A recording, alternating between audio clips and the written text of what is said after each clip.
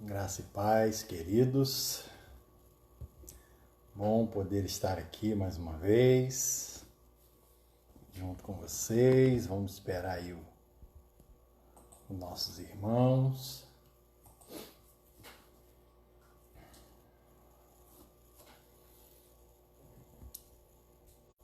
Amados irmãos,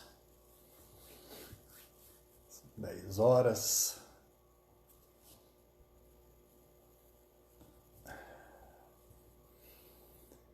Vamos participar.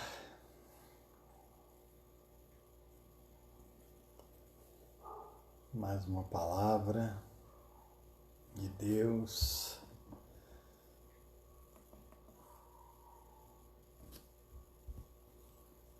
Aos nossos corações.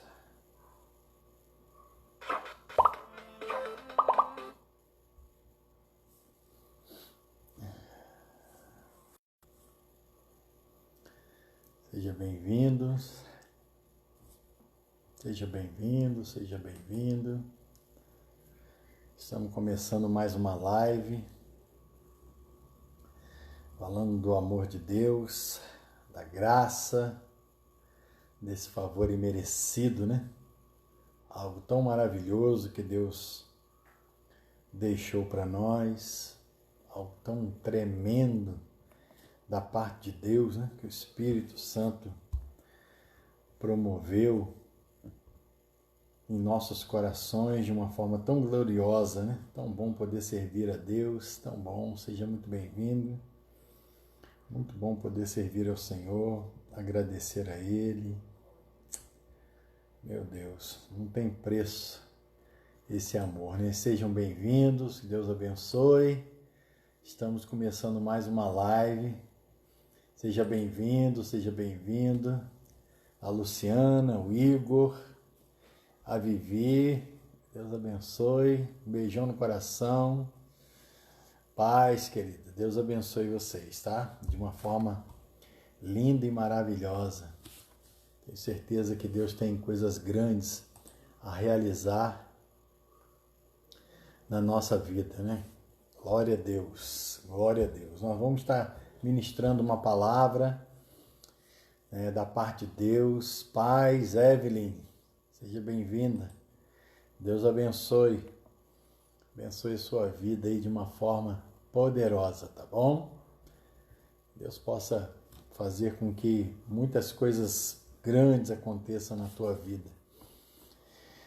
Muito bom poder estar aqui com os irmãos, né? Dizer para os irmãos aí que é maravilhoso o que Deus tem feito, a forma como Ele tem agido na nossa vida, nos capacitando, né? Nesses momentos difíceis, né? Difíceis para a gente tá vivendo aí um momento difícil no mundo, né? Não só no país, mas no mundo. Também muito feliz de você estar com a gente aqui, querida. Feliz de estar ouvindo, né? Às vezes a gente está longe, né? Mas na mesma hora nós estamos perto, assim como a gente tem visto, né? Tem estado com os irmãos lá, o missionário Douglas, lá, e está lá em Pucallpa, se não me falha a memória, no Peru, né? Lá também está num período tá isolado, né? A mesma coisa, mas lá também está difícil. Vivendo uma situação lá muito difícil, que o custo de vida lá não é muito alto, mas as condições financeiras lá são terríveis, né? O governo não ajuda com quase nada. O povo lá está passando uma situação complicada. Orar, pedir a Deus, está abençoando. Sejam todos bem-vindos, nós estamos começando mais uma live. Eu, pastor Marcos, né? A minha esposa. Paz, queridos. É muito bom de poder estar aqui e trazer uma palavra, né? No finalzinho da noite, trazer uma palavra ao teu coração, né? Porque a gente às vezes passa um dia ouvindo coisas que não acrescentam na nossa vida, né? A gente passa dia ouvindo coisas que só atrapalham, né, a nossa fé. A Bíblia fala que a fé vem pelo ouvir, né? Ouvir o Evangelho, a palavra, a boa nova. A fé vem pelo ouvir. E também a incredulidade também. Infelizmente, a incredulidade também vem pelo ouvir, né? E aí a gente ouve tanta coisa, né? Mas Deus vai nos dando vitória aí, tá bom, querido? Né? Você que está aí, seja bem-vindo. Nós vamos estar aqui ministrando uma palavra da parte de Deus. Eu quero, né, passar aqui a palavra para minha esposa. Ela vai estar fazendo aqui as leituras. Nós vamos estar aqui compartilhando desse momento aqui. Em nome de Jesus. Ontem nós paramos, né, na igreja de Laodiceia e algo que nós chamamos atenção, né, até mesmo na chamada que ele fez hoje durante o dia, para entendermos o que Jesus quis dizer quando ele ia vomitar da sua boca o cristão morno, né? Então nós precisamos entender, irmãos, que Deus, o sacrifício de Jesus, ele vai gerar vários tipos de filho, ou pelo menos 2 tipos de filho, não é? Porque a Bíblia diz que nós nos tornamos filhos de Deus a partir do momento que nós cremos. Mas assim como no costume judaico existia o filho primogênito, não é? Que recebia a metade da herança do pai, e o restante da herança era dividido com os outros filhos. Nós temos que entender que Deus, na verdade, Israel é uma cópia, né, do que realmente existe no céu, do que realmente é de verdade, é eterno, não é? Que é Deus e a sua família, os seus filhos. Então, Israel ele trouxe para nós, para a gente entender como que Deus ele iria formar essa família, não é? Então, quando nós olhamos para Israel, nós entendemos a família de Deus. Verdade. Que são esses filhos, o filho primogênito, né? E o filho, os demais filhos, né? Então, todos aqueles que creem no sacrifício de Jesus, aceitam o sacrifício hoje, né? Comemora-se em grande parte do mundo, né? A morte de Cristo, né? E comemora-se, não, lembra-se, né? Se lembra da morte de Cristo. Morte, ressurreição, amanhã. Domingo, amanhã, isso. Amanhã. Isso. Meio perdida, né? Isso. Perdida na semana. Amanhã. Para mim hoje era sexta, olha. Cristo morreu na sexta. Morreu na sexta, foi ontem. Isso. E como que funciona essa coisa da família? Nós temos que, para a gente entender como que vai acontecer com aqueles que creem, não é, que são filhos, a gente precisa entender essa questão do primogênito. Se a gente pegar lá o capítulo 12 de Apocalipse, você vai ver que ali a mulher, ela está grávida, né? Está para dar à luz, o dragão se coloca diante dela, toda uma figura, né, de linguagem para a gente entender que aquilo ali é a igreja, né? É o cristianismo, que hoje está gerando filhos, né? Esses filhos da família de Deus. E ela vai ter o filho primogênito, né? Aquele que vai nascer primeiro. E nós sabemos muito bem que o filho primogênito do nosso Pai é o próprio Cristo, não é? Então a Bíblia fala que Cristo, né, na raça humana, ele na raça divinamente, ele é o único, não é? Ele é o unigênito do Pai. Agora na raça humana, ele se tornou o primogênito, o primeiro entre os irmãos. Então Cristo é o que vai herdar a maior parte, não é, do império do Pai. E ali o capítulo 12 de Apocalipse, ele vai mostrar justamente o nascimento dessa mulher, né? Essa mulher grávida, ela dá à luz o filho primogênito. E esse filho primogênito é arrebatado aos céus. Então, irmãos, eu já entendo que para eu alcançar o arrebatamento, eu preciso ser primogênito. E eu só sou primogênito se eu estiver em Cristo. Se eu fizer parte do corpo de Cristo. Se eu estiver inserida no corpo de Cristo. Né? Então, quando você ouvir falar sobre o descanso é justamente estar no corpo de Cristo. É estar em Cristo. É como a arca. Né? Cristo é a arca. Hoje a nossa arca, a arca de Noé, né? Que nos salva do dilúvio que está aí fora. Né? Nós já estamos vivendo, né, as primeiras chuvas desse dilúvio. Né? Mas aqueles que estão na arca, irmãos, são poupados, né? E infelizmente, nós vemos uma proporção muito pequena entrando na arca, né, diante da humanidade. E hoje a nossa arca é Cristo, irmãos. Então, vai escapar, vai sair ileso, né, de tudo que vai acontecer, não só com esse vírus, irmãos, mas para tudo que está para acontecer, né, num futuro muito breve, né?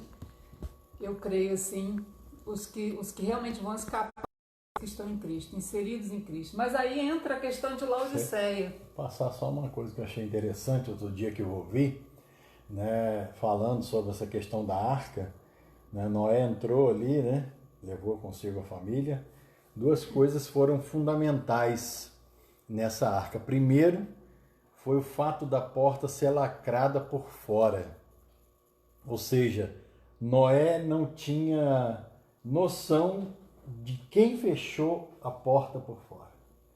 Né? Ele sabia que foi Deus que proporcionou, mas como foi feito ele não sabia. Nós estamos protegidos em Cristo, justamente assim como o povo de Israel lá no Egito, né? O sangue está por fora, você não vê. Né? Eles não viam o sangue por fora. Eles passaram nos umbrais da porta, né? E eles não viam, mas o sangue estava do lado de fora. Quem estava do lado de fora via. Né? E assim acontece conosco também. Né? Nós não vemos, mas cremos que aquele que vê, olha para a gente, vê o sangue de Cristo sobre a nossa vida. E assim como na arca de Noé, a porta fechada por fora e a única janela que tinha era para cima. Não tinha janela lateral. Sabe por quê, irmão? Porque por mais que Noé e a família tivesse avisado, por muitos anos avisado as pessoas, se ele olhasse pela janela e visse aquela situação, numa hora ou outra o coração dele ia ficar entristecido, as situações, aquelas pessoas morrendo. E hoje funciona da mesma forma. A gente não pode olhar para as janelas que estão ao redor. E são muitas janelas.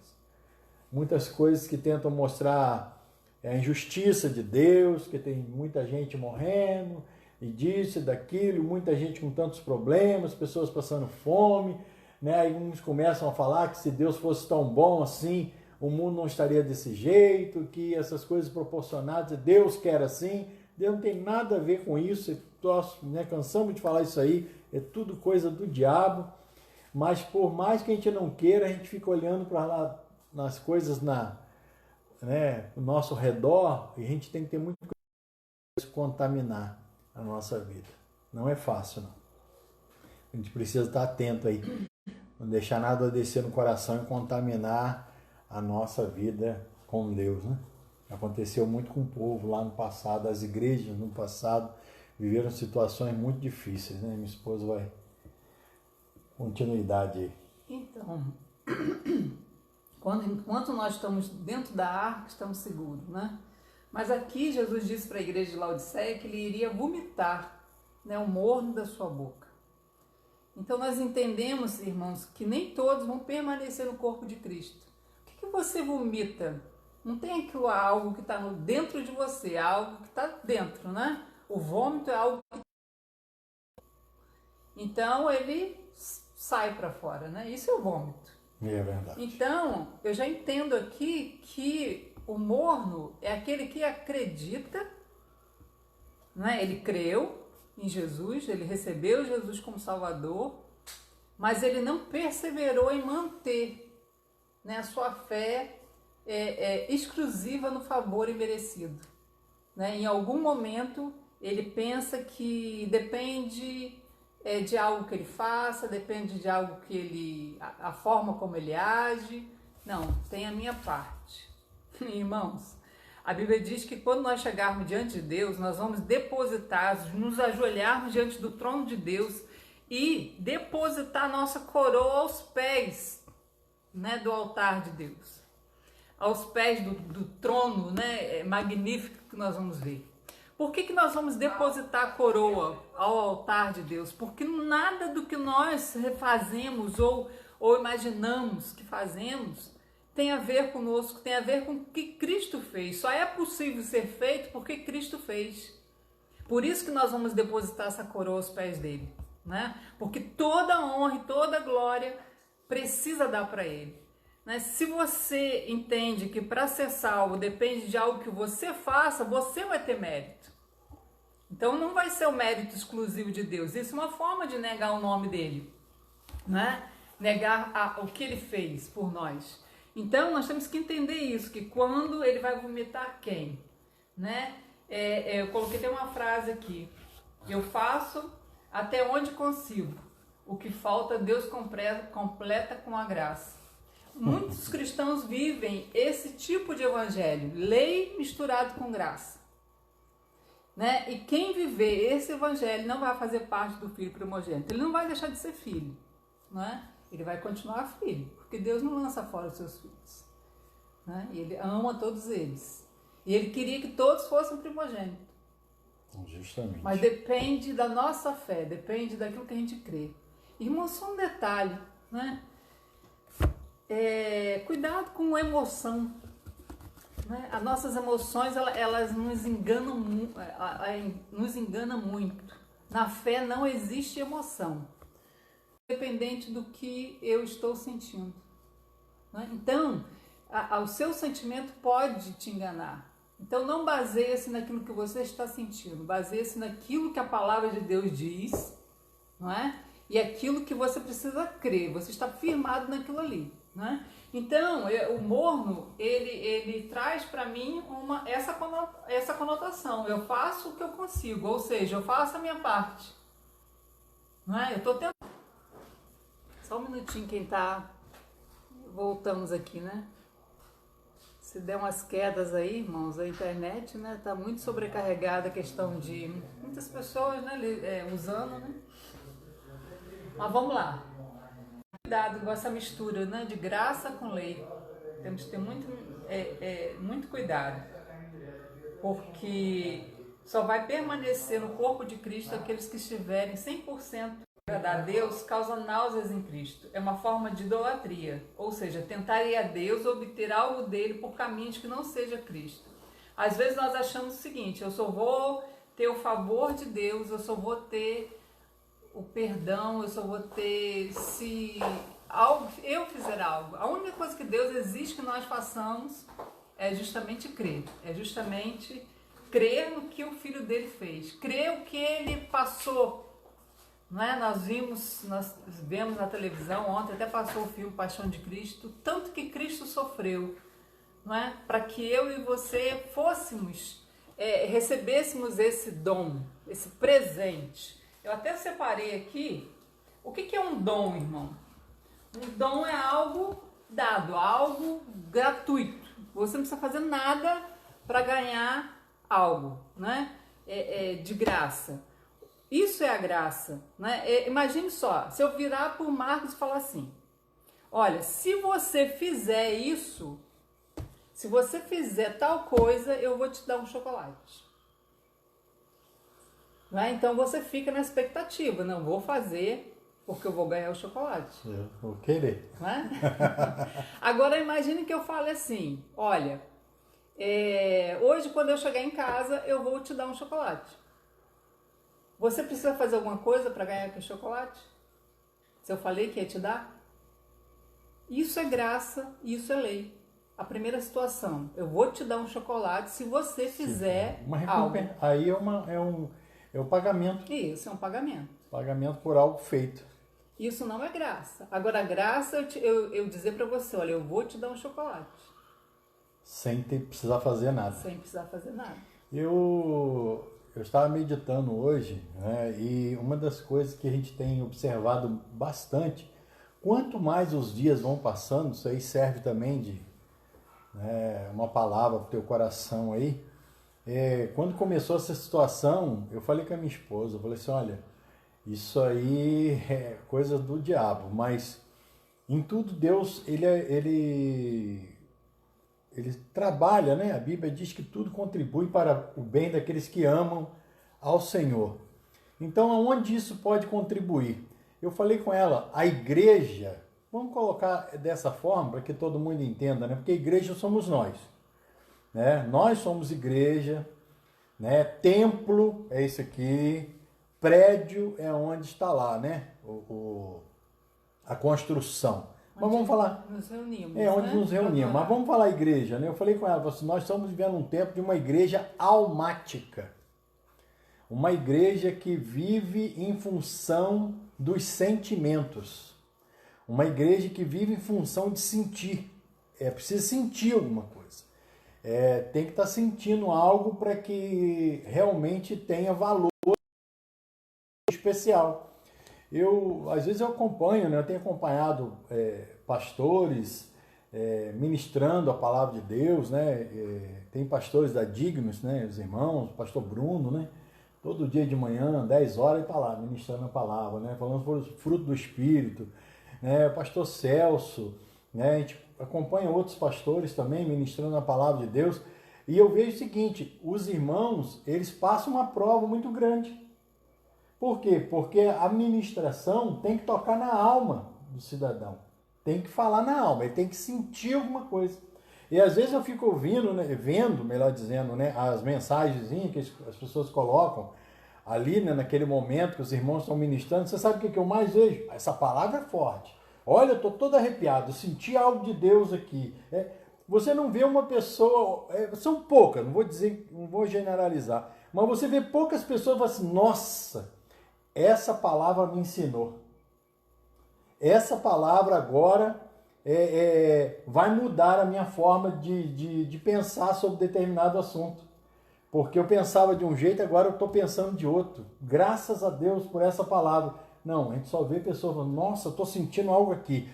Essa palavra é forte. Nossa, Deus agora falou comigo. Mas não há, tem que ser na alma. Tem que mexer na alma.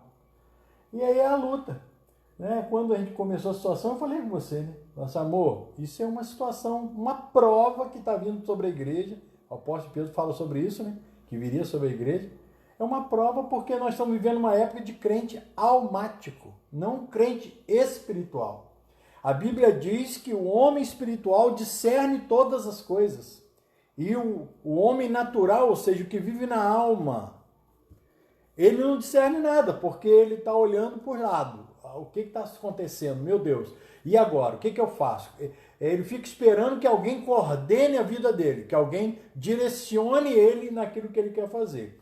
A gente está vendo muito isso hoje em dia. As pessoas esperando que alguém mande ele fazer alguma coisa. Para quê? Porque se não der certo, ele tem com quem culpar. Eu vou culpar fulano, porque fulano que falou que era para mim fazer isso. Ele não está nem preocupado com o que vai acontecer com ele, está preocupado em quem ele vai botar a culpa. Tem que tomar muito cuidado. Eu comentei sobre isso, a questão do sentimento. Nós temos que ter muito cuidado, que a fé não envolve o sentimento. Não significa que eu não senti, eu não tenho recebido, ou eu não vou receber, né? Tipo assim, eu não preciso sentir. A fé ela é pautada no crer. Isso aí. Independente do que eu estou sentindo. É isso aí. Eu há um bom tempo atrás, foi uma vez, a gente ainda estava até indo mais frequentemente lá na Dignos, né? Depois eu fiquei afastado um pouco de período por causa da enfermidade, mas bem antes disso, estava acompanhando lá os cultos direto. Eu vi uma vez o pastor lá falando, né? O pastor Celso dizendo o seguinte, que a fé não é você simplesmente você ouvir e agora vamos tentar falar para ver se dá certo. A fé é um posicionamento. Ou seja, entre outras palavras, a fé é crer. Você se posiciona naquilo que você crê. Por isso que tem gente que não sabe para onde vai, gente.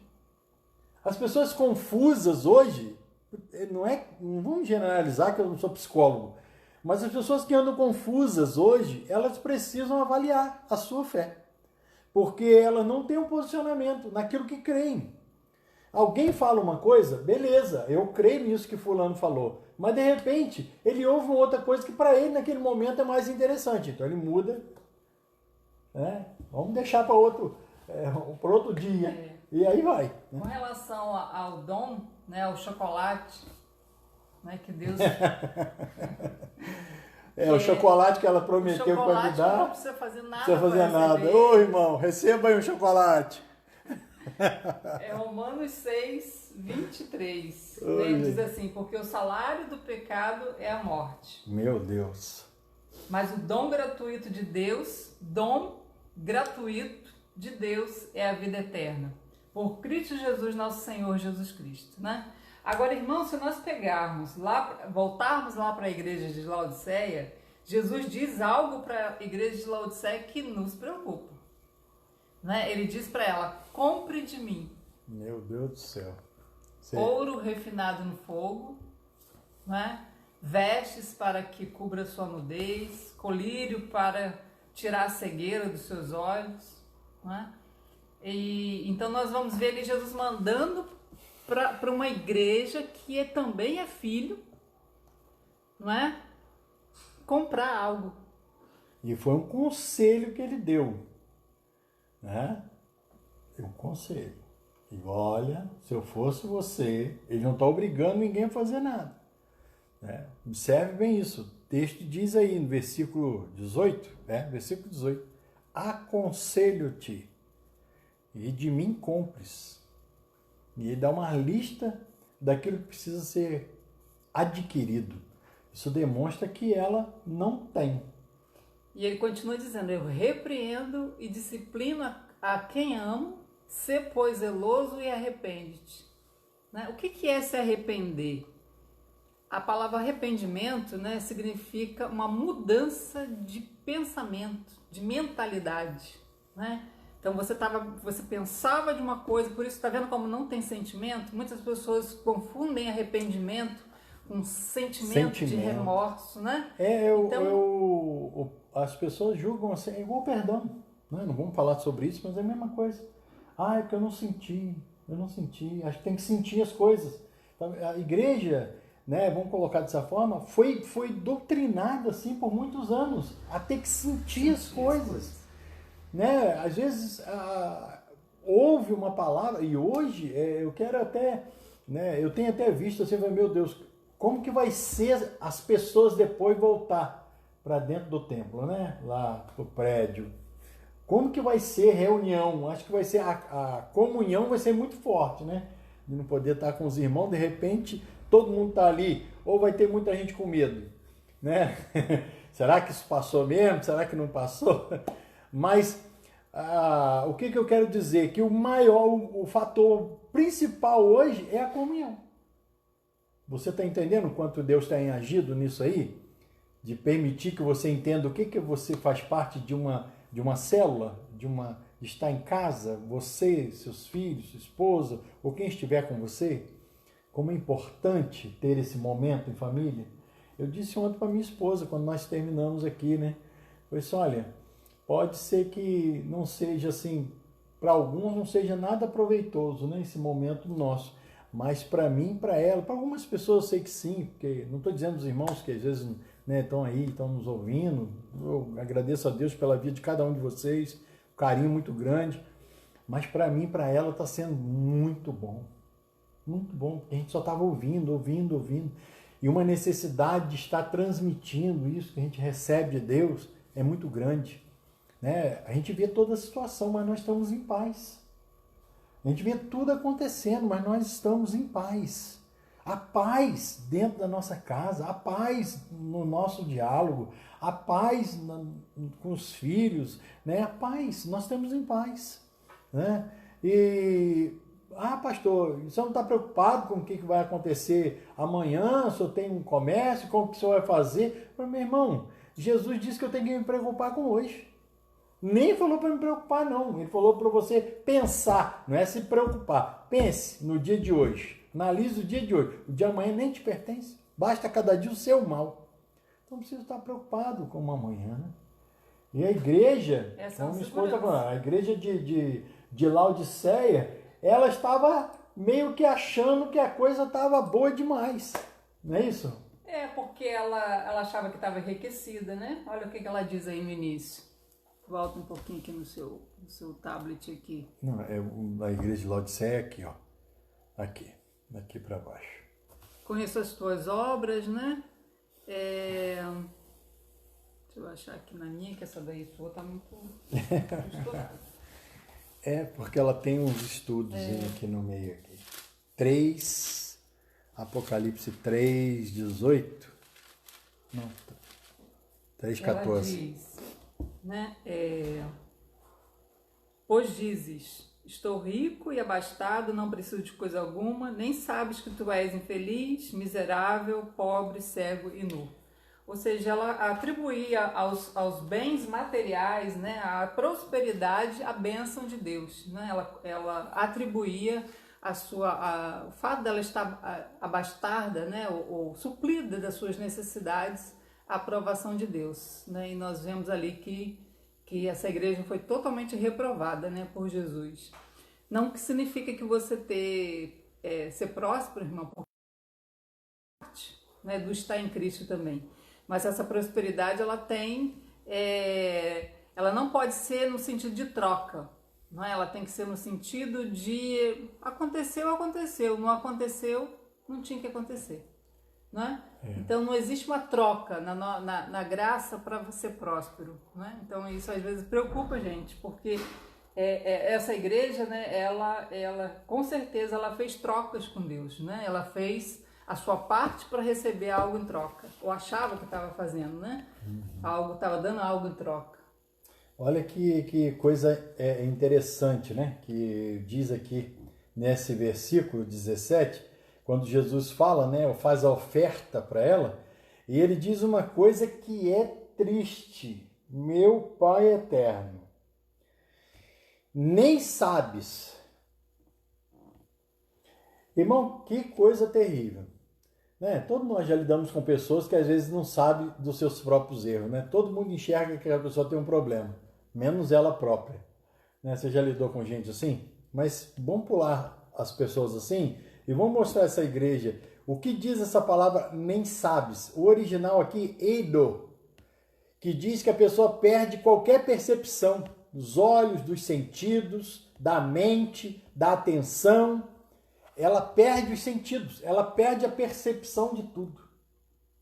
Nem sabes, ou seja, você perdeu a percepção de tudo. Foi isso que Jesus disse para eles. Vocês perderam a percepção de tudo. Está tudo tão natural para vocês estão achando que está tudo tão certo, tão encaminhado. Né? E aí é um perigo muito grande, né? Da gente achar que às vezes está tudo tão certo, tão certo. Não que eu disse, né, há poucos dias agora, né? Que quando as coisas estão boas, a gente aprende. Né? Aprendia muito tempo atrás, né? As Assembleias de Deus era mais ou menos assim. Se a coisa está boa é porque está ruim, irmão. É que você não está incomodando o inferno. E se está ruim é porque está bom, porque o diabo está bravo com você. Mas não é dessa forma. Ali para eles já estava tudo certo e eles perderam a percepção. Irmão, é terrível quando as pessoas perdem os sentidos, a sensibilidade para mudança, né? A sensibilidade para crer de verdade. Né? O que mais a gente vê são pessoas achando que sabem muito e sabem quase tudo. Né? Por isso que é tão difícil. Está tão difícil hoje, né? Nessa caminhada.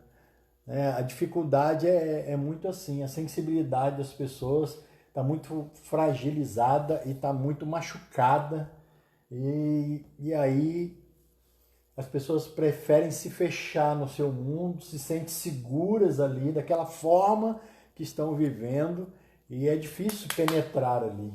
A Bíblia, na palavra, Jesus diz para essa igreja que ela era desgraçada. Meu Deus do céu, né? O que a palavra significa? A palavra desgraçada? Sem a graça. Destituída de graça. De graça. Sem a graça, meu Deus. Sem a graça, sem a vida. É carregar fardo. É uma característica do morno, né? Ele está cansado. Sim. Você até comentou sobre isso, né? Apesar dele... Tem tanta gente aí se sentindo fadigado. Se você anda se sentindo, às vezes, meio fadigado no evangelho, na igreja, e às vezes fica assim, ai meu Deus, estou tão... sei o que está acontecendo comigo, sei se eu estou frio, se eu estou morno, se eu estou do jeito que eu estou, o que está acontecendo comigo, eu não estou sentindo mais interesse, né? Porque existe essa situação aí também, tá, irmão? Existe essa situação aí, tá? Você que está bem, né? Continue orando, conversando com o pai, tendo um bom relacionamento com ele. Mas existem muitas pessoas que, pelo fato delas estarem insensíveis, viver no mundo delas, tá? E se tornarem um crente almático, você que sabe o que aconteceu? Ela não consegue sentir em casa o que ela sentia na igreja, porque lá na igreja, né, o Adriano, né, Adriano Oliveira lá, o mestre lá do som lá, ele me explicou uma vez sobre isso. O som, a música, ela mexe no sentimento, ela envolve. Tanto é que Eliseu falou sobre isso, né? A Bíblia fala sobre isso, em diversos momentos fala sobre isso, Davi falou sobre isso, né? A música ela envolve aonde? Na alma, no sentimento.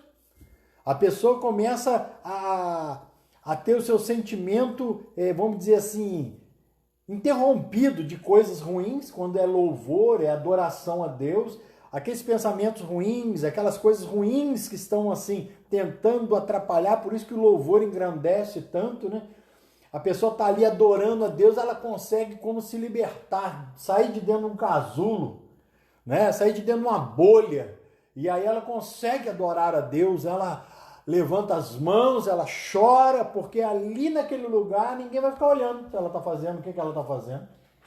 Mas em casa às vezes não está conseguindo fazer isso. Por quê? Porque não consegue sentir. E aí é que é o problema. A pessoa, para estar na presença de Deus, ela não tem que sentir, ela tem que crer. O sentimento faz parte, mas não é o primordial. Irmãos, uma coisa que quando nós ensinamos Apocalipse, uma coisa que nós detectamos é justamente a ira de Deus, a ira, né, sem mistura, ela não vai acontecer logo depois do arrebatamento. Ela ainda vai levar uns 3 anos e meio para acontecer, né? Aqueles 7 anos de ira. Por quê? Porque muitas pessoas vão ser deixadas para trás, vão ser vomitadas da boca de Jesus. Os morros. E são filhos. E sobre os filhos, a ira de Deus ainda não pode vir.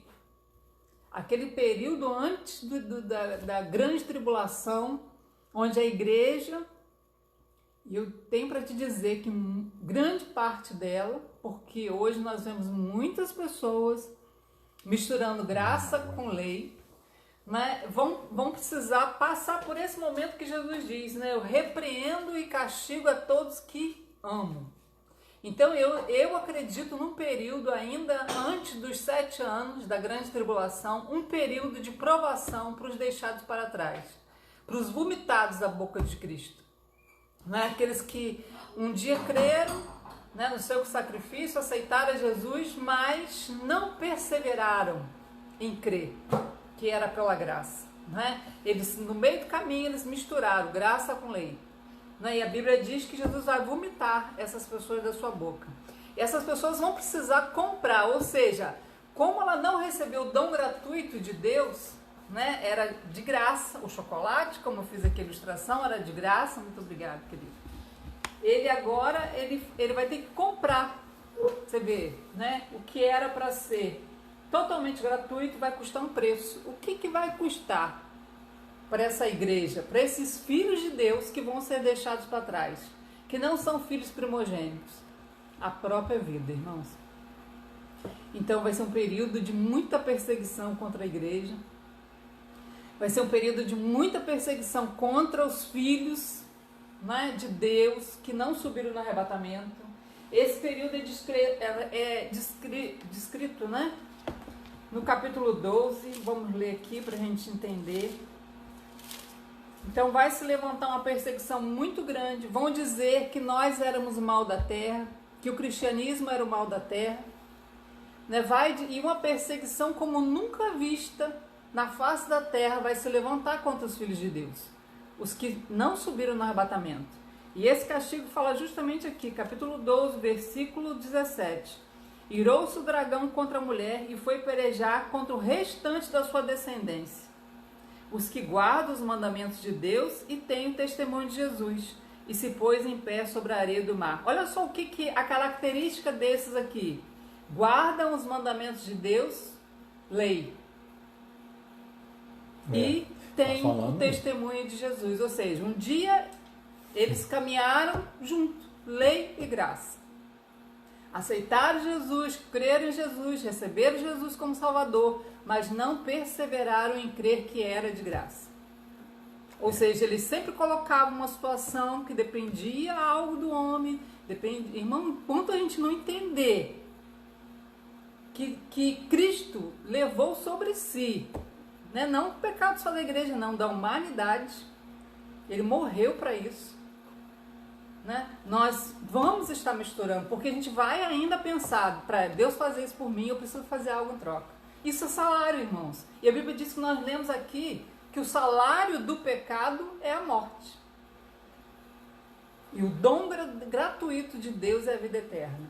Se eu não entendo nisso aqui, isso não é palavra minha, né? Não é palavra, não é o que eu acho, é o que a Bíblia está dizendo. Né? Uma coisa que você colocou aí, né? Às vezes o pessoal fala assim, mas quando a gente não tinha noção do que era uma perseguição, né? Como diz ali na palavra, a gente tinha noção, porque a gente estava vivendo até pouco tempo atrás as coisas todas na normalidade, né? O país voltando a crescer, as coisas se encaixando e tudo voltava à normalidade. De repente houve isso aí. Agora você já parou para ver como que está havendo perseguição? Não é uma perseguição para a igreja. Escute bem, é para todo mundo. Né? Tem cidades, hoje eu vi jornal, uma pessoa saiu correndo na praia e foi preso e teve que pagar não sei quantos euros de multa. No Rio de Janeiro já aconteceu isso. Então as pessoas estão sendo proibidas de sair de casa com uma situação terrível, tem que pagar uma multa por causa disso. Aí às vezes a gente, né, começa a analisar o que vai ser quando a igreja não tiver mais aí. Que tipo de perseguição terrível. Imagine bem se aparece uma ordem de alguém, não precisa muito, meu irmão, alguém que tenha vacina contra esse mal, tá? Alguém que tenha uma vacina contra esse mal, obriga a pessoa a ter que colocar aí uma marca que só vai comprar, só vai poder tomar dessa vacina quem tiver essa marca. Você já parou para pensar? Você já parou para pensar se surge uma pessoa num cenário dizendo eu tenho a vacina, mas existe um problema que essa vacina existe um povo que vai combater contra ela e ele sabe de quem que ele está falando. As pessoas talvez não vão saber, mas ele vai falar. Sabe quem é esse povo? A igreja. Os que se dizem cristãos vão lutar contra essa vacina. Enquanto eles estiverem aí lutando contra, eu não posso liberar. Tu já pensou bem? Já parou para pensar? Eu com a minha mente pequenininha consigo ver isso. Você já parou para imaginar, irmão? O cenário está prontinho para o anticristo, meu irmão. Está prontinho. Eu creio que ele não irá conseguir fazer o que ele quer fazer. Ou ele sabe que ele não vai fazer isso agora, porque como colocou a minha esposa aqui, a igreja precisa ser tirada da terra. O primogênito ainda está na terra. O primogênito ainda está na terra. Agora, a hora que a igreja for tirada da terra, meu irmão, um vírus desse aí é a conta.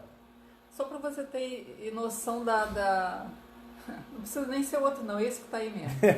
Só para você ter uma noção as pessoas com esse aí vão se tornar mais suscetíveis ao medo. Eles estão desenvolvendo uma vacina, já foi dito, e essa vacina vai ter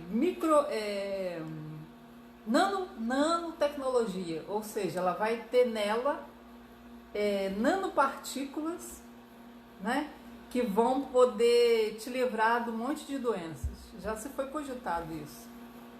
Pensa bem. Se hoje ele já tem o controle, se ele já sabe qualquer lugar que você esteja, não é? Ele já consegue te localizar por celular, não é?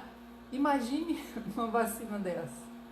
É uma vacina com nano, né? Pode ter qualquer coisa. Qualquer coisa. Qualquer coisa, nano.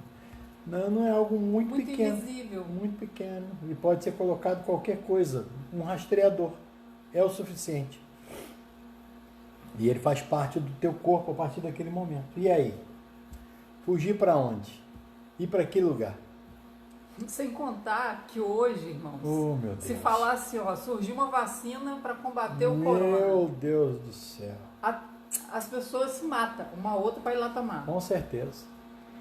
Há pouco tempo atrás surgiu aquela vacina aí, o pessoal estava tomando por causa daquela doença do mosquito que picava o macaco, né?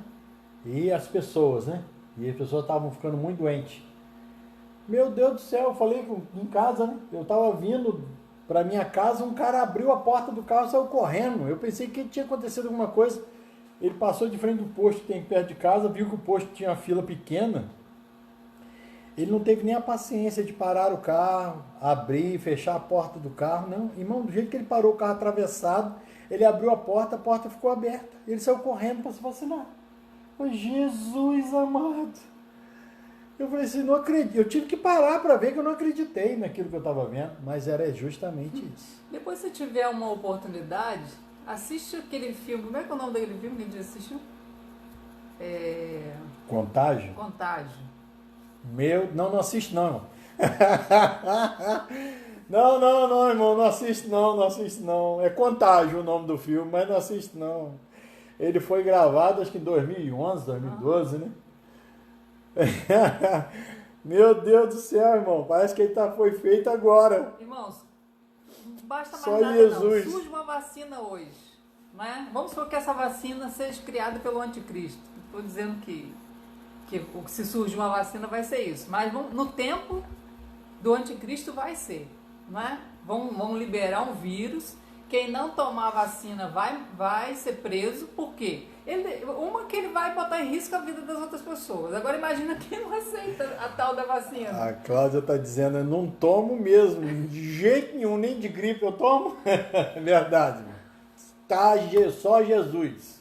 Então, irmãos, é muito fácil. É a coisa mais fácil que tem o anticristo governar o mundo. Né? Já está tudo pronto. A gente está colocando tudo isso, irmão. Não é porque a gente está fugindo do assunto, não. É só para você entender como que anda a igreja. Né? Colocando dessa forma. Como anda o povo, né? Que se diz cristão. Né? Como que esse povo anda. Meu Deus, tem misericórdia. Por isso que a gente tem que parar e pensar, meu Deus, eu não posso continuar nessa coisa de querer sentir.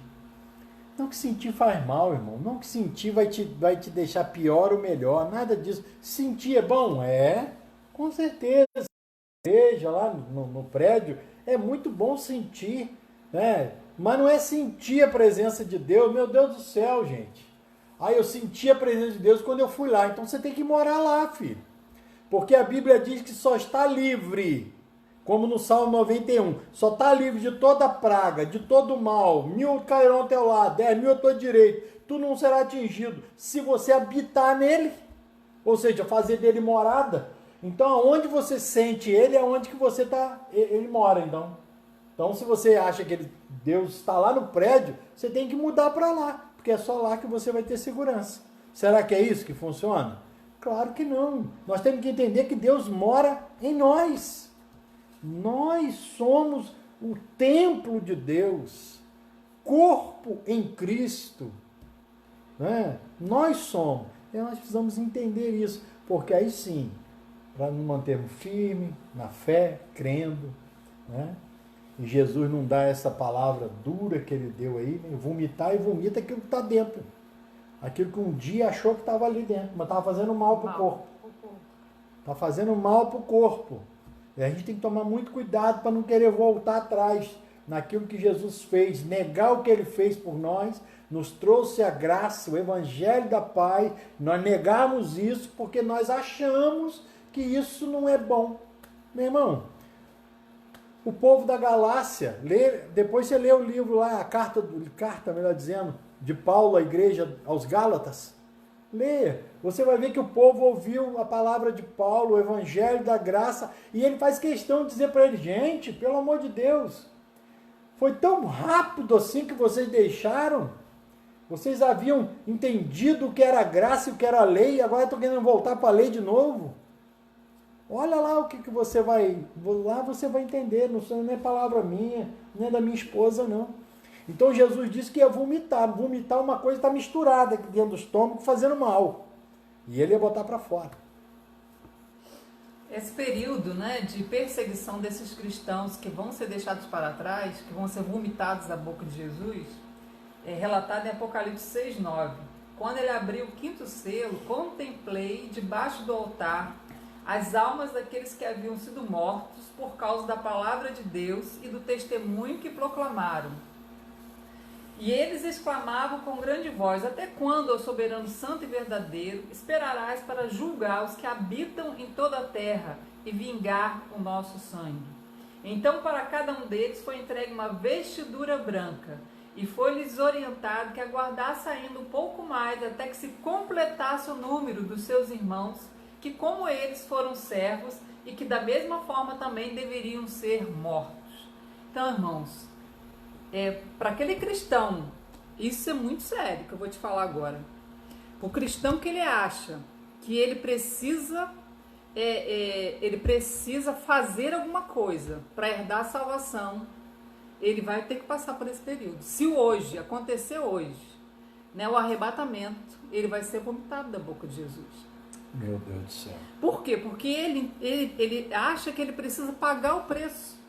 Então ele vai ter que pagar com a própria vida, porque o preço da salvação, irmãos, e olha que não é nem eles, além de ter que entregar a vida, não é? Eles vão ter que permanecer crendo, porque a morte deles não seria suficiente, não é, para lhes dar a salvação.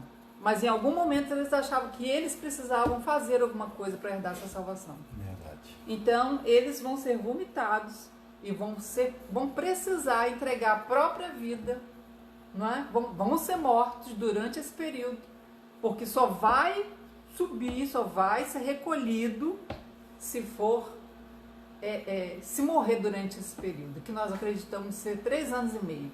Então a igreja foi arrebatada, né? O primogênito foi arrebatado. Segue-se mais 3 anos e meio de perseguição terrível contra a igreja, contra aqueles que não subirem no arrebatamento, aqueles que misturaram graça com lei, aqueles que imaginavam que precisavam pagar um preço. Deixa eu só colocar uma coisa. Pode terminar. Vou colocar uma que coisa não receberam de graça. preço. Não receberam de graça. Então, eles vão precisar comprar. Não é? Queridos, eu sei que às vezes a gente usa, né? Já fiz muito disso, espero nunca mais fazer. Ou falar, né? Porque a gente hoje tem entendimento sobre essa palavra. Mas tem que ter muito cuidado com essa palavra. Eu tenho que pagar um preço. A gente precisa ter muito cuidado. Tá certo que para muitas pessoas que têm entendimento, ele pode até usar essa palavra. Não, irmão, eu tenho que pagar um preço. Qual o preço que hoje nós temos que pagar? O preço da renúncia. Né? Renúncia àquilo que a nossa natureza humana quer praticar. A gente faz essa renúncia. Foi isso que Jesus disse: aquele que quiser vir após mim, né? Negue-se a si mesmo, ou seja, faça essa renúncia. Tome a sua cruz e siga-me. Agora a gente imagina a cruz uma coisa terrível, né? É uma coisa terrível. Mas o que é tomar a sua cruz? É crer aquilo que foi feito através da cruz. Irmão, você carrega alguma cruz? Né? Eu e você vamos ser pendurados em algum madeiro? Quando Jesus fala, nega a si mesmo, tome cada um a sua cruz, é entender, cada um entenda bem o que é o Evangelho e siga firme naquilo ali. Ou seja, porque a luta, negue a si mesmo, não tem nada a ver com você, tem a ver com o que ele fez por isso você. Aí, esse tomar a cruz ali, seguir, é justamente isso. É a tendência do diabo querer tirar você da posição de filho. Você foi crucificado com Cristo. Paulo disse isso, você foi crucificado, você não vai, você foi crucificado. E o diabo quer tirar você dessa posição, de todo jeito. Né? E nisso nós temos que permanecer. Então a gente tem que tomar muito cuidado dessa questão. Eu tenho que pagar um preço. Ou para conquistar isso, irmão, tem que pagar um preço. Ô, irmão, Eu sei que às vezes na sua visão pagar o preço é negar. Agora, cuidado. Se você acha que tem que fazer alguma coisa, que esse é o preço. Não, porque eu tenho que fazer, porque se eu estou aqui, porque eu paguei o preço. Irmão. Ore ao Senhor para que haja entendimento, né? Para que Deus venha abençoar e você entenda que o preço, todo o preço já foi pago. Tá bom? A Bíblia diz que o salário do pecado é a morte, mas o dom gratuito de Deus é a vida eterna. Lembra bem? Em Cristo Jesus. Dom gratuito. Salário do pecado é morte. Jesus pagou o salário. Não é? Ele pagou com a própria vida. Ele morreu no teu lugar e no meu. Se a gente não entende isso, irmãos, não é? Nós vamos ter que pagar com a nossa vida. Que Deus. E nós estamos muito próximo desse dia. Nós estamos vendo todo o cenário montado, né? Tudo preparado para o anticristo, porque ele sabe que a qualquer momento o primogênito vai ser tirado da terra. Quem é o primogênito? Cristo. E nós estamos em Cristo. Glória a Deus. Glória a Deus. Não porque merecemos, mas porque Ele nos comprou e nós cremos. Somos filhos, né? Estamos em Cristo. Amém? Amém. Não dá para começar a cair a live. Já vai dar 1h já, irmãos. Queridos, amanhã nós estaremos de volta, né? Às 10 horas. Talvez nós não estejamos aqui, né? Porque vamos precisar sair. Mas estaremos em outro lugar, fazendo uma live, se tudo der certo, amanhã, 10 horas. E orar ao Senhor para que Deus coloque um assunto no nosso coração, e nós continuarmos nesse entendimento aí. Tá bom? Orando junto com você nesse momento, eu gostaria que você, se tiver alguém que está enfermo, se você conhece alguém que está enfermo, uma família que você, né, conhece alguém que está passando por essa situação, ou outra qualquer, eu quero que você ore. Porque assim como eu, nós cremos no poder do Evangelho de Cristo. E uma das coisas que o Evangelho de Cristo nos dá é autoridade, poder sobre doenças e enfermidades. Vamos orar? Feche teus olhos. Se você estiver enfermo, puder, coloque a mão sobre essa enfermidade. Se não, estaremos orando juntos. Ore e creia em nome de Jesus. Pai, oramos a Ti nesse momento, crendo que o milagre já aconteceu, que a Tua bênção já aconteceu. Eu quero Te agradecer pela cura desse irmão, quero Te agradecer pela cura dessa irmã, eu quero Te agradecer porque o Senhor é aquele que levanta quem está doente, coloca de pé para que glorifique o Teu nome. Aleluia. Senhor, em nome de Jesus, nós repreendemos todo espírito de doença, de enfermidade, que porventura se alojou no corpo, Senhor, do Teu filho, da Tua filha, impedindo, Senhor, meu Deus, que esse Teu filho, que essa Tua filha, Senhor, tenha uma vida, Senhor, meu Pai, digna, uma vida abençoada. Pai, em nome de Jesus, nós rejeitamos esse mal agora. Para a glória do Teu nome, seja curado. Para o nome, a glória do nome de Jesus, seja curado agora. Em nome de Jesus. Amém. Deus abençoe a sua vida. Prazer muito grande estar com todos vocês. Várias pessoas deixaram aqui, né, alguns comentários. E Deus abençoe muito a sua vida, né, e até amanhã, né, permitindo Deus. E essa palavra não é para te trazer medo. De jeito nenhum. É para te trazer confiança. Uma certeza. Uma certeza. O tempo está chegando. Que a sua fé é o que vai te salvar. Glória a Deus.